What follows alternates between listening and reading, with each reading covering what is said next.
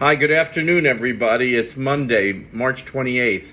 Mercury has moved into Aries as of yesterday, the day before, and they're moving through Aries very, very quickly. Mercury leaves the sign, it stays in Aries until April 12th. That's not a long time it stays in Aries. So it's moving at about 2 degrees a day. That's almost the rate of motion of the moon. The moon moves around 2.5 degrees a day. So this is very speedy, quick energy over mercurial matters.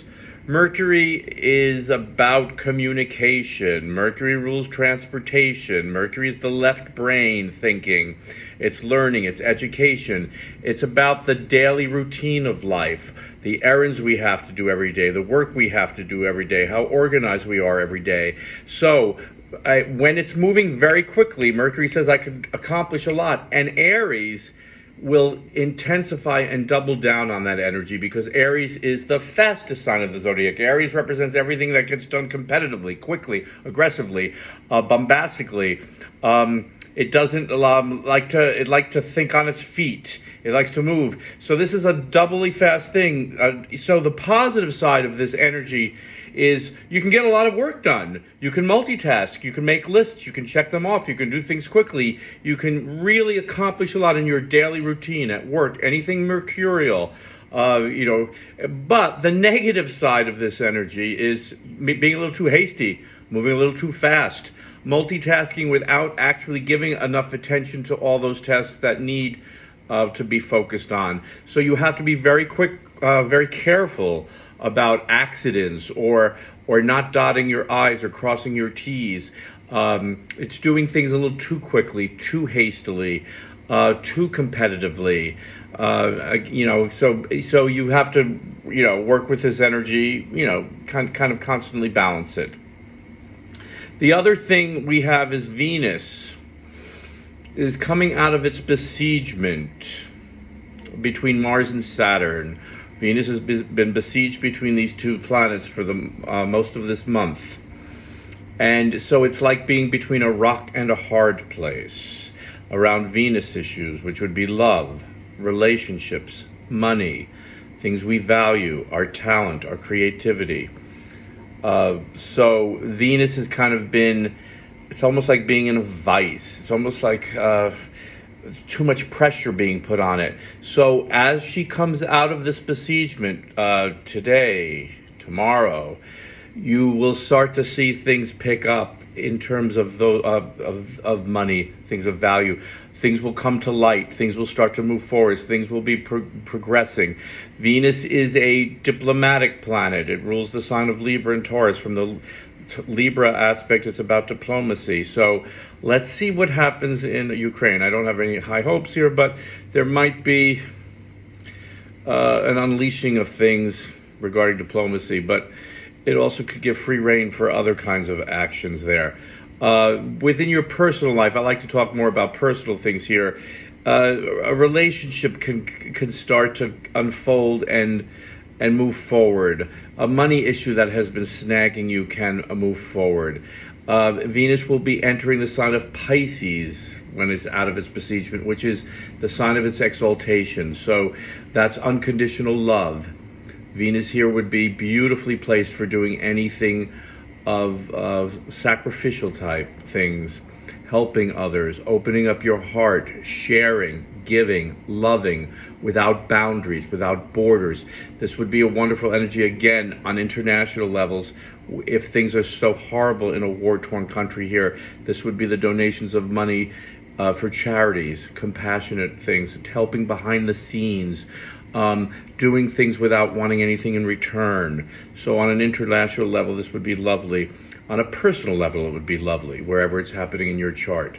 Love has no boundaries with Venus and Pisces, and it's out of the constrictions of Saturn and Mars saying no. Now Venus has the ability to say yes to what it wants done.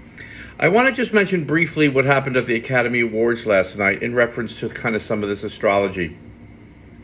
With Mercury entering Aries, Aries is a sign of violence on its negative side, a sign of war, shooting, punching. Aries is that, by nature, when it's unevolved. or even when it is evolved. We need to punch and fight and do violent things if we're under attack. So Aries has a very profoundly good use when it comes to that stuff. But when but last night was interesting with the punching of Chris Rock by Will Smith. Mercury had just entered Aries. In medical astrology, Mercury rules the hands, the lungs. So we have a sign of punching and violence, and a planet that has a lot to do with the hands. So it was interesting how, and on the world axis at 0 degrees Aries, the prominence of a situation like that coming to light, of a punching in the face. Aries is very direct and in your face, and the Mercury here would be the punching. Why Will Smith and Chris Rock? Well, you'd have to examine their charts and other profound things there. I'm not going to go into that. But it was interesting that Venus was also very tightly conjunct Saturn. So the limits around relationships, defending my partner in a public setting, that there was a lot about the event having to do with a spouse, a partner, and the Saturn-Venus thing where as I'm at my limits with this, and it kind of broke as it was coming out of that besiegement. So that's interesting. But so that's kind of the microcosm energy here. But the macrocosm energy here is the United States having its Pluto return in Capricorn. And we just had the first hit, and it's going to be going on for many years here. And so the bigger picture here is that Pluto conjunct Pluto in the United States chart. The underbelly of society coming out for examination. All that's vile, base, and seedy is played out on a more public stage. We're seeing this event, and these two men are kind of mirror reflections of a lot of dark things about masculine male toxicity, toxic masculinity. And we're seeing this played out on a public stage here. The Pluto return is in Capricorn. Our institutions are crumbling. This Pluto, it's the breakdown of institutions, volcanic transformative behavior, stuff which has been buried and hidden and not dealt with for hundreds of years, erupting. So we're going to see these kinds of events play out. This is just one of many events you're going to see. It's a healing process. I won't examine why these two men were chosen. You can look at their transits and progressions in their charts and do synastry and all that stuff.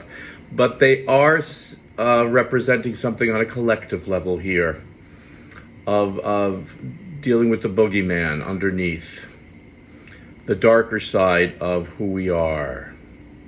They're mirroring that. And it's all erupting and coming out from the bowels. And it has a lot to do with institutions and structures and old laws and old practices. And I will use toxic masculinity here, but there's a lot of other stuff going on too. But I don't want to get into that on any deep level here without having a serious conversation with people about that. So be aware and go forth with as much love and light and peace as you can in these difficult times.